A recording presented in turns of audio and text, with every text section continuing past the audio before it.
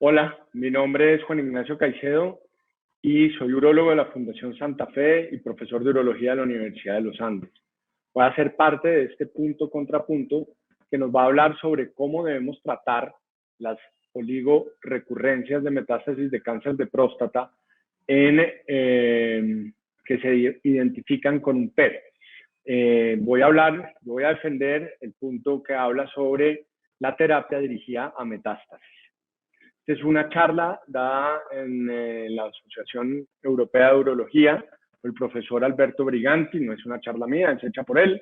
Él es editor del European Urology Oncology y tiene más de 1000 trabajos publicados y más de 25.000 citaciones durante lo que lleva en su vida académica. Es una persona que permanentemente nos está actualizando sobre muchas cosas. Lo primero que quiero decir es tratar de diferenciar un poco los estados en los que vamos a hablar. Digamos, hay pacientes que se presentan definiendo oligometástasis como la presencia de menos de 5 lesiones en el cuerpo en un paciente que tiene diagnóstico de cáncer de próstata. Podemos tener oligometástasis de novo, aquel paciente que se está diagnosticando y que debuta con menos de 5 lesiones en su cuerpo. Pues, en este escenario, la terapia dirigida a metástasis casi que no tiene ninguna bibliografía que la respalde. Está en el escenario de la oligorrecurrencia, que es de lo que vamos a hablar ahora, que es un paciente que fue llevado a tratamiento de su tumor en la próstata de manera local, bien sea con radioterapia o con cirugía, y que en su seguimiento recurre con una lesión metastásica, que es en donde la terapia dirigida a metástasis tiene algún asidero, y están los pacientes que hacen una oligoprogresión, que son pacientes que ya sabemos que son metastásicos, que están recibiendo un tratamiento, pero que de todas maneras progresan con otro poco número de metástasis. Eso tampoco va a ser abordado en esta charla. Así que aquí, como estamos hablando de pacientes que ya fueron tratados de su próstata y que presentan tumores, pues estamos hablando de una oligorrecurrencia. En primera instancia, quiero hablar sobre la piedra angular de este estado de la enfermedad, que es el PET con PSMA. El PSMA, como ya nos hablaron más temprano en este ciclo de conferencias, es una molécula que se expresa en la membrana en los pacientes que tienen cáncer de próstata, en las células del cáncer de la próstata, y ha sido, digamos, uno de los grandes disruptores que ha tenido el manejo del cáncer de próstata en los últimos años, porque nos ha permitido ver la enfermedad, algo que sabíamos que ocurría antes, que paciente que había sido tratado empezaba a elevar su antígeno prostático, pero que no sabíamos de dónde venía esa elevación en las imágenes convencionales que teníamos previamente. El PET con PSMA es un elemento crucial en el diagnóstico y tratamiento de esta enfermedad. Este es un metaanálisis presentado por Han con más de 15 trabajos y más de 1000 pacientes que nos demuestra cómo en este escenario del cáncer de próstata, el PET con PSMA cambia el manejo hasta en el 54% de los pacientes que se le hace, que es una locura, es una cantidad de pacientes que vamos a tratar de manera diferente cuando le hacemos un PET con PSMA en las situaciones apropiadas. Así que es muy, muy importante entender que este trabajo, este estudio es el que va a hablarnos de cómo tratar a los pacientes y lo mostraré más adelante. De hecho, este trabajo también nos muestra cómo cuando se diagnostican metástasis, el PET con PSMA nos ha permitido disminuir el tratamiento sistémico o la terapia sistémica de un 26 a un 12%. ¿Por intermedio de qué? Pues por intermedio del tratamiento de las metástasis que podamos ver. Este es un trabajo que nos muestra el doctor Briganti, en donde vemos esos escenarios. Entonces, tenemos el paciente que se le trató con radioterapia o con prostatectomía radical y se le empieza a elevar el antígeno prostático y entonces le hacemos un PET. Las opciones que tiene ese paciente es o que tenga lesiones en los ganglios linfáticos y en ese momento se va a volver un N positivo, o que tenga lesiones en los huesos o que tenga lesiones viscerales. Y las opciones de tratamiento que nos muestra cualquiera de estos escenarios son Bien, cuando son ganglios linfáticos, la posibilidad de resecarlos por linfadenectomía o hacerles tratamiento con radioterapia, con la adición eventualmente de terapia sistémica. Cuando tenemos lesiones en el hueso, las posibilidades de hacer radioterapia estereotáxica sobre esas lesiones, con o sin terapia sistémica, y la posibilidad, si tenemos lesiones metastásicas en las vísceras, también la resección o su irradiación. En este momento, la Asociación Europea de Urología nos muestra que solo se deben ofrecer terapia dirigida a metástasis a pacientes M1 dentro de un experimento clínico controlado o una cohorte prospectiva bien hecha. Porque, digamos, la evidencia que hay para este tratamiento, la vamos a revisar, no es del todo fuerte. En el consenso del manejo del cáncer de próstata avanzado, que se hizo en Italia este año, le preguntaban a los expertos cuál es la mejor manera de tratar a este paciente oligorrecurrente. Y casi que más de la tercera parte de los asistentes a ese consenso opinaron que la mejor manera probablemente era hacer no solamente la terapia dirigida a metástasis, sino la terapia dirigida a metástasis sumada a una terapia sistémica. Eso es lo que opinaron esos expertos que estuvieron en ese simposio. Entonces, para poder saber de qué manera vamos a tratar a estos pacientes, es muy importante entender muy bien cuál es el paciente ideal, cuál es el paciente que más se va a beneficiar de la terapia dirigida a metástasis. Probablemente sean los pacientes que tengan máximo 5 lesiones metastásicas que idealmente no sean viscerales y que si sean óseas estén dentro del esqueleto axial, según los criterios de riesgo de Charter. El nivel del PSA en el momento en que se va a hacer la terapia dirigida a metástasis que no sea muy alto. ¿Cómo se diagnosticaron esas metástasis? Vamos a ver eso. Es diferente las metástasis que se identificaron en PET versus las que se identificaron en imágenes convencionales.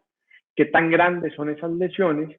Y al cuánto tiempo de haber sido operados o irradiados aparecieron esas lesiones. Tenemos una evidencia fuerte que respalde la terapia dirigida a metástasis.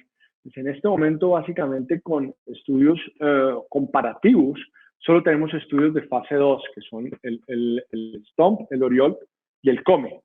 Como ven, el número de pacientes que tienen estos estudios no es muy grande, porque de lo que más nos van a hablar es de toxicidad, de la posibilidad de tolerar el tratamiento, y no tanto de efectividad. Y lo que nos dicen estos estudios es que compararon radioterapia versus observación en este escenario.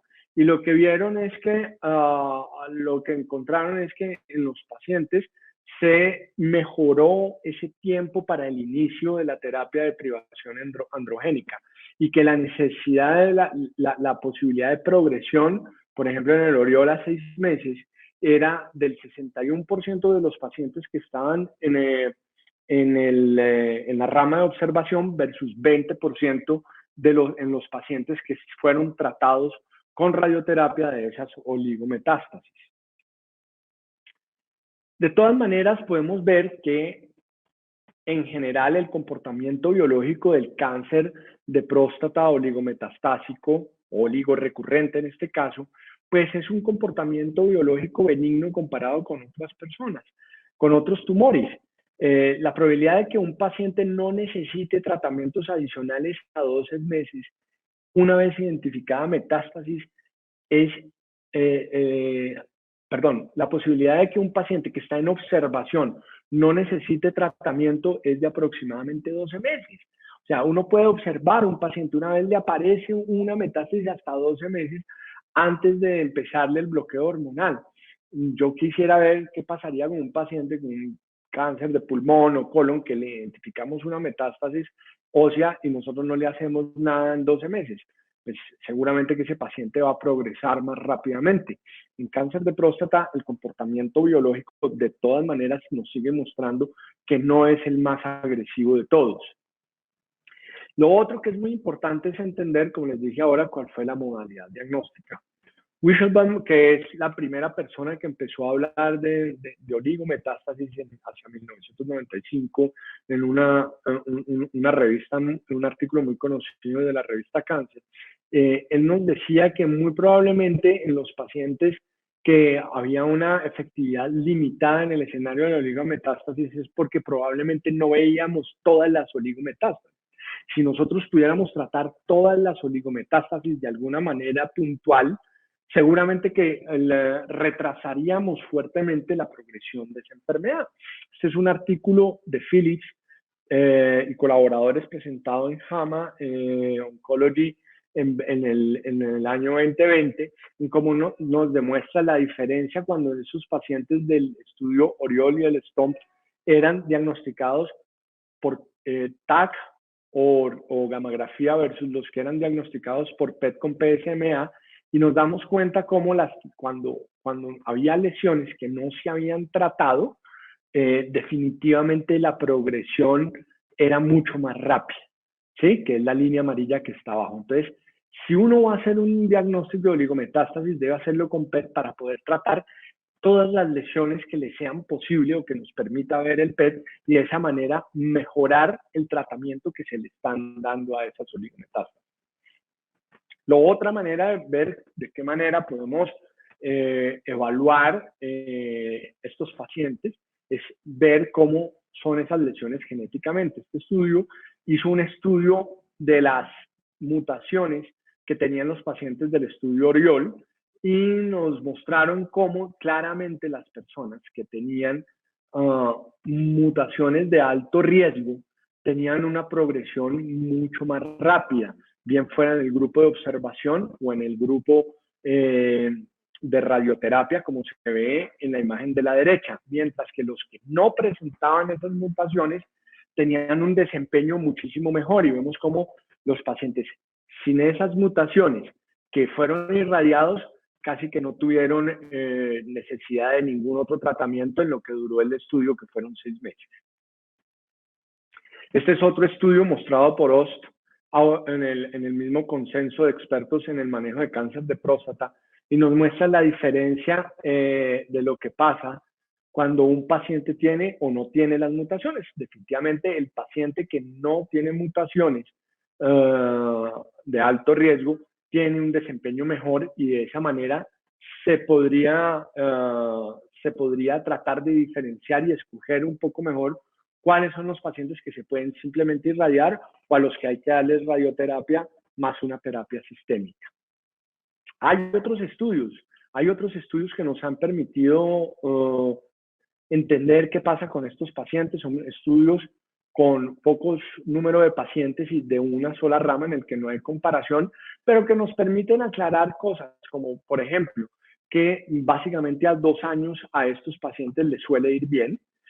Básicamente que los sitios que uno logra irradiar viendo la radioterapia, viendo la lesión con un PET en ese sitio, no vuelven a salir lesiones, ¿sí? Esa lesión que ya fue irradiada no suele volver a aparecer, por lo que podemos decir que la radioterapia estereotáxica es efectiva en el tratamiento de estas lesiones, y podemos ver que probablemente a 3 años, más o menos 1 de cada 3 pacientes sigue estando sin tratamiento sistémico.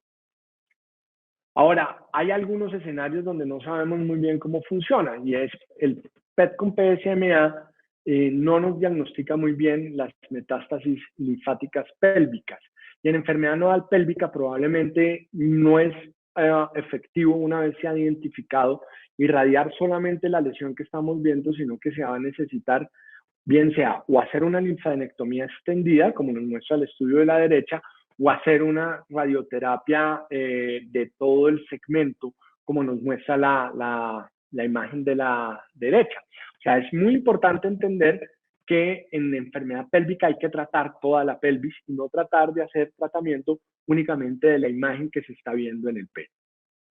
Ahora, este es un estudio que se presentó en Astro hace 1 mes y medio. Es un estudio de MD Anderson en lo que dijeron, bueno, ya sabemos que sirve radioterapia para para estas oligorrecurrencias. Pero ¿qué pasa si nosotros a todos les damos hormonoterapia, que es lo que se hacía anteriormente, y a unos los irradiamos y a otros no? Traigo simplemente una foto de la diapositiva porque este estudio no está presentado todavía, y lo que vemos es cómo si a todos se les da bloqueo intermitente y a algunos se irradian, hay una diferencia significativa en un seguimiento a 22 meses, y probablemente sí hay un efecto de la terapia dirigida a metástasis en los pacientes que están sufriendo de una oligoprogresión. De tal manera que en conclusión puedo decir que la terapia dirigida a metástasis puede tener una muy baja toxicidad, que nos ayuda en el objetivo primario de este escenario, que es detener la progresión de la enfermedad, hacerla más lenta. Hay que tener mucho cuidado con la selección de los pacientes, que no sean pacientes que no estén estudiados de manera apropiada. No tenemos todavía estudios de fase 3 que nos permitan incorporar este tipo de tratamientos en guías, y muy probablemente hacia donde nos estamos yendo en este escenario es hacia las combinaciones. Muchas gracias por su atención.